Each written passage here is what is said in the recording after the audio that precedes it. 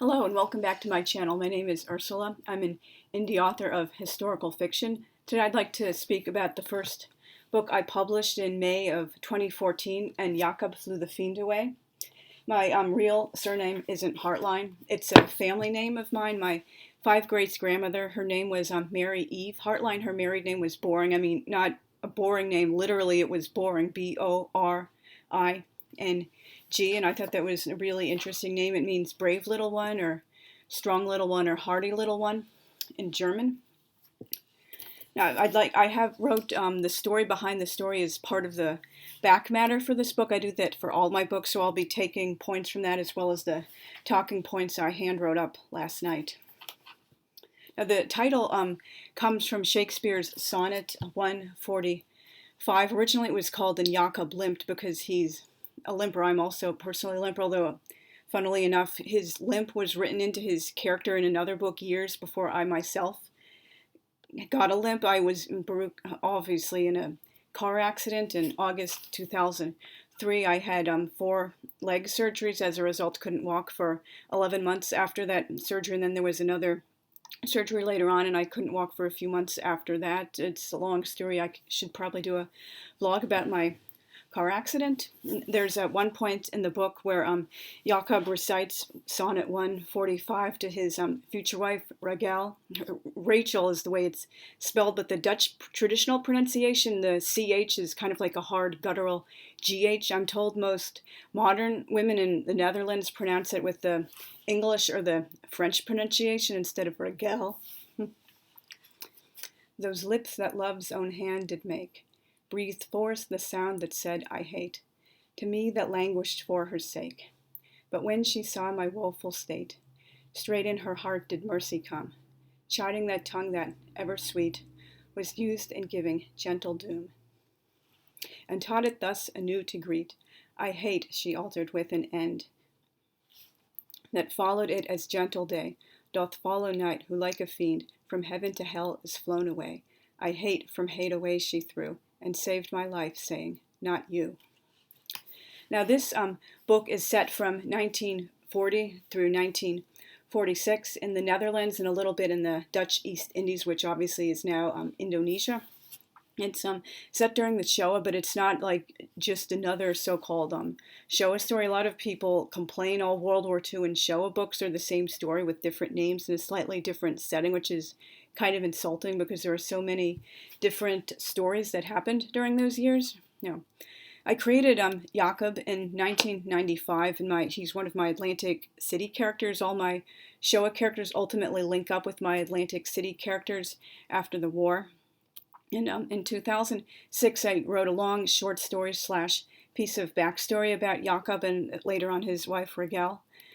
Just what happened to them during the war in their first year of married life and coming to America and things like that. And then originally I had been writing these short stories, pieces of backstory to be periodically inserted into my Atlantic City books at the same time. That also includes after the war, not just like during the war. And originally I meant them as fairly short pieces serving as an alternate sobering trajectory for the fairly unburdened lives of the American teens who only think they have difficult lives. And until, as I said, they ultimately link up after the war. But knowing me, the kind of writer I am, they soon grew so long and involved, they threatened to overwhelm the books they were intended for.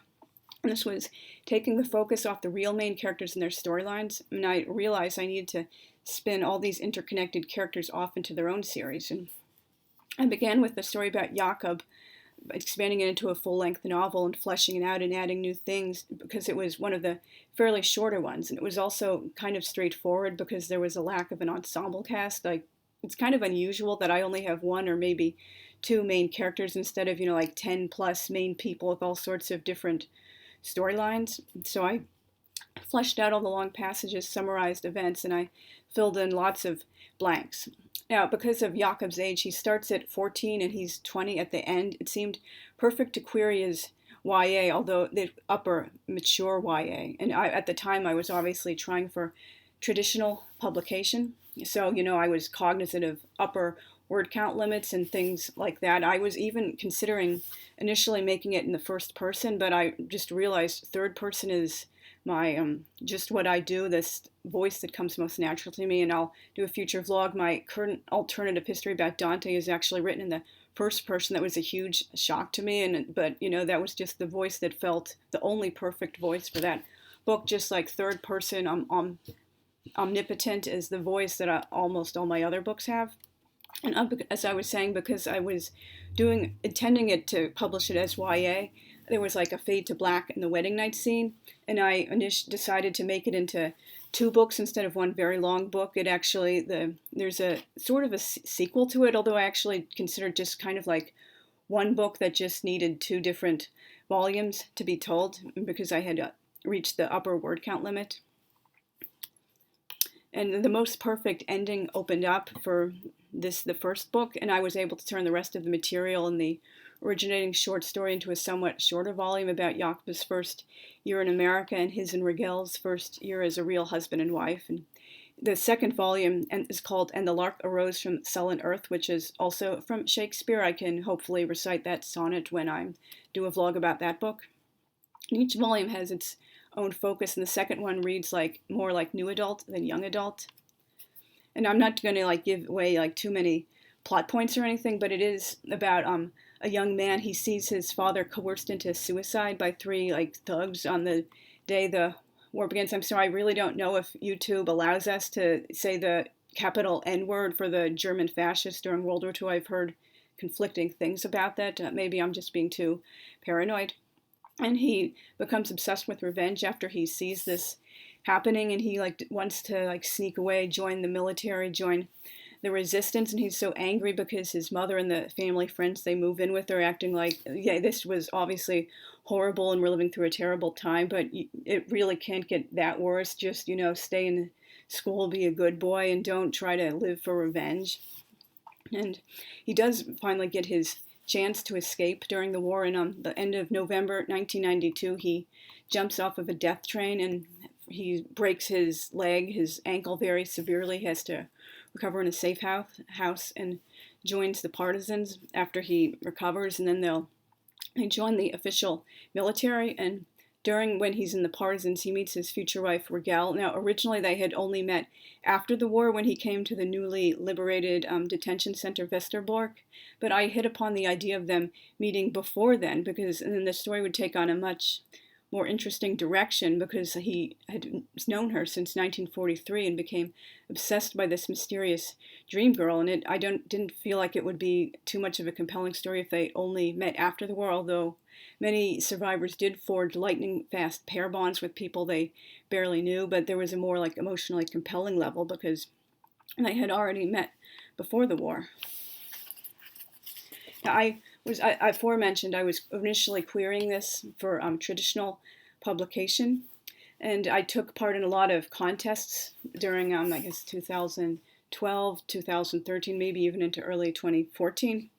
I actually got some behind-the-scenes requests from agents, and people generally liked it. I did the query letter and a lot of things. People helped me polish it up. A lot of people loved the story. They didn't even mind that the word count was 120,000 words. Actually, it's maybe a little bit above that, 125K or so, but I was rounding it. And I got the query letter really good. People really, really liked it, and they were really eager to read the story. But unfortunately, I took part in a YA Pitch Fest in 2012 with another book, which I've also since published as an indie author, and I will never publicly name these agents for very obvious reasons, but I was dogpiled by the 3 agents taking part in the Pitch Fest. They basically told me one of them told me I was ignorant for saying Holland instead of the Netherlands, and ironically 2 of these 3 agents are Jewish themselves, and they were saying, oh, nobody wanted to resist during the war, suspected anything terrible was going to happen, people were very innocent, nobody escaped from a death train. And just Google Holocaust train escape and you will very quickly find out there were over 1,000 of these. And many of the people did successfully escape and survive the war. And if you know anything, the popular song melody Ani Ma'amim, I believe, the tune that people sing all over the world now was composed in a death train going to Treblinka, and the man who came up with the tune told 2 young men who escaped, if you escape and survive the war. Please bring this to my Rebbe. And God forbid, one of the men who escaped did die, but one survived and did bring it to the composer's Rebbe. And now Jews all over the world sing Ani Ma'amim to this melody. So, you really have to do your research. You can't just say, oh, this didn't happen because I'm not aware of it happening. Like, everybody knows this really did happen. And also, one of them told me the spelling Jakob with a K isn't the real Dutch spelling, and I was like ignorant, and like, what else did I get wrong? Like, just I would invite these people to look at my extensive sources consulted in my back matter, along with my detailed glossary and the notes. The spelling with a C is much more common in the Netherlands, but the spelling with a K is not unheard of, and it is briefly explained several times in the book why his parents used the more German spelling with the K. And I also personally, one of the jerks who bullied me in junior high school was Jakob with the C, and using that spelling would remind me too much of him.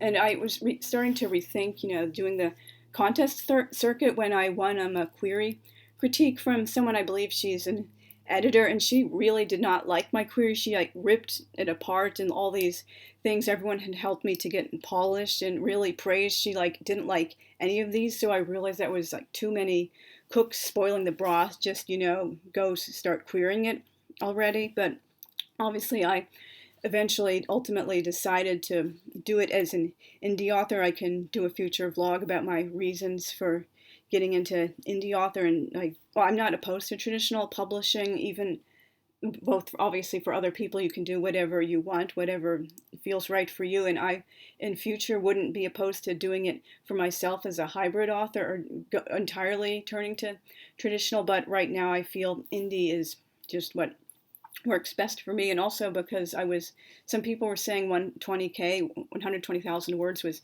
too long, and I said it very politely. Look, that's the bare minimum for much historical. Like, how can you really have a good historical, particularly one that takes over many years, and not have it be at least like 400 pages or so? Although the book and both the paperback and the hardcover is like under 400 in both I believe, but that is on the pretty short end for a historical. And if I were like going to write that, I was too much in my own head when I was writing this. Like, I was thinking too much like, oh, this wouldn't be acceptable for traditional publication, so I did keep it like much shorter than I would naturally want to write it. If I were like just writing this today, or if I were going to like do a second version that was intended more for the adult market than for YA, I would have a lot more chapters, or make the existing chapters much longer, because I'm still proud of this book. I'm not like ashamed of it or feel like it's terribly written or anything like that. I just feel I was too much in my own head, and I should have written it like in a way that's more in line with what I do, with longer chapters and more pages and a lot more details. But it is what it is. That's the way Hashem, God, wanted it to come together for me. Now, one of the dedications to this book is for all limpers everywhere, particularly Curly. As I mentioned, I have a limp from my car accident in my right leg. Before the accident, my right leg was my dominant leg. Its final act as my dominant leg was literally blocking that car from continuing to drive. And this woman would have continued driving and like completely run me over and crushed me under her car if my legs hadn't become locked under the back wheel. And Baruch Hashem, thank God, both were under the wheel, but my right leg rolled on top of the left leg and protected it. So now my left leg is my dominant leg, and I felt really awful about having a limp until I found out Curly Howard of the Three Stooges had a real life limp. He accidentally shot himself in the foot when he was a boy, and his big brother Mo found him and came to the rescue. And he exaggerated it in a funny walk in his films because he felt bad about it and wanted it to look like he didn't really have a limp. And when I found out Curly, who's one of my favorite comedians — I love the Three Stooges, by the way, it's just a sexist myth that women don't like them — I felt so much better about my limp. It was a huge shot of pride knowing one of my favorite comedians and a nice Jewish boy had a limp himself. And some of the things in the book were influenced by the Dutch writer Ida Voss. She wrote a number of middle grade books strongly based on her own experience as a child in hiding during the Shoah. She hid with her younger sister. I won't give away like too much about what's in the book, like I said, but I would highly recommend her. Though she wrote at a middle grade level, I read almost all of her books when I was an adult, and I really enjoyed them. You can like them on both the level of like a preteen and an adult, but they're really, really good. That's what all middle grade writers should aspire to, particularly middle grade historical writers. And she was also very influential in like inspiring me to write my first Russian novel and the succeeding novels in that saga in the present tense. I had no idea books could be written in the present tense. It was like a huge revelation to me, although this was obviously years before it became a giant trend for everyone to write in present tense. Most of my books, besides my Russian novels and my Adisha, a little ragdoll, a Bildungsroman, are written in the present tense. I mean, all my books are written in the past tense. The only ones in the present tense are Little Ragdoll, a Bildungsroman, and the books after that in the family saga and my Russian historical novels. Those are all in the present tense because I felt it made more sense for the storylines and the characters. And all the rest of my books are in the classic default past tense, which, believe it or not, really is. It should be your default because you should know how to write past tense well before you begin experimenting with present tense. It's really not easier at all to write present tense. You have to be like come correct on every line and choose it for absolutely the correct reasons, but I can go into that more in a second vlog now. I did a second edition of this book in 2021. I had a free code to create a paperback, a hardback with Ingram Spark, and I bought a string of 5 ISBNs from a legitimate Canadian indie author helping company in 2014, and one of those ISBNs was for hardback, and I hadn't used it yet, so I decided to do it here. There wasn't much different in the second edition. I added a couple of little things here and there and made a few minor tweaks, although unfortunately this might sound like a nitpick, but after a few months after I approved it for the hardcover, I found out the word anti-Semitic, anti-Semitism, anti-Semite, it shouldn't have a hyphen in it. I can explain that more in a future vlog. I know some people get really bent out of shape when they see a hyphen in those words, which I was using until this May, and it wasn't obviously deliberate ignorance. I genuinely had never really seen it without a hyphen, so I know some people that's very important, and that's very important for me. I haven't been using a hyphen in those words since I learned about it, but obviously, I can't change what's in there now. And like me, Jakob has a sweet tooth, and he has a bad habit. He tends to dump his dirty clothes over a chair or on the floor, and he loves animals. He's a self-taught artist. His mother doesn't really think much of his art, like, why are you drawing and painting all the time when you're not as professional and talented as a so-called real artist? And he works a lot on his art after he goes to a safe house to recover from his broken ankle. He's also ambidextrous, except for using a knife. I can also only cut with the knife in my left hand. I literally cannot do it with my right hand, and he does lots of things with both of his hands, but comes to prefer his left hand for things. And he also likes dark blue, although my favorite color is dark purple. And one of my trademarks you'll find in almost all of my books, there's some reference to or a line inspired by or taken from the Decameron, which was one of my all-time favoriteest books. And in this book, he finds the Decameron, a Jet's translation among a bunch of other things, when he stumbles across Raguel's former hiding place, and he takes it with him and reads it, and obviously he gives it back to her when they're reunited, and they laughingly mention the 6th story of the 3rd day with fresh as a night arriving at the battlefield. If I told you the real story, it would be not for kids, but it's a very funny story, and they laugh about the raunchiest story, the 10th story of the 3rd day, which is my all-time favoriteest, putting the devil back into hell. One time this is one of the Decameron stories I practically know by heart. One time I entertained my writing group back home in Albany, New York, by telling it to them at our meeting. They thought it was hilarious. Just thinking about it makes me laugh. So if you want to, you could read the book and buy it. I would appreciate more reviews of this book. I worked very hard on it. That was done by a local illustrator, book cover illustrator, who was recommended to me by a friend of mine who used to work at the SUNY Albany publishing house.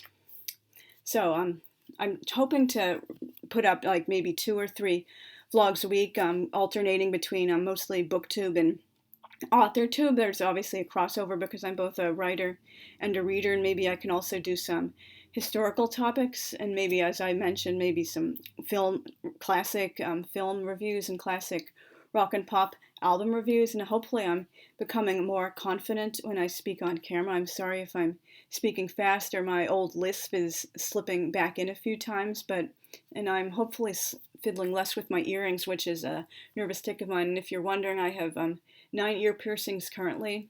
I have 4 in my right ear and 5 in my left ear, and the only reason I don't have more is because I unfortunately no longer live in an area with a certified professional piercer. But as soon as I'm back in an area with that, or visiting an area with that, I will be getting a lot more ear piercings. I absolutely love ear piercings, so that's one thing you know about me now. So see you guys later. Bye.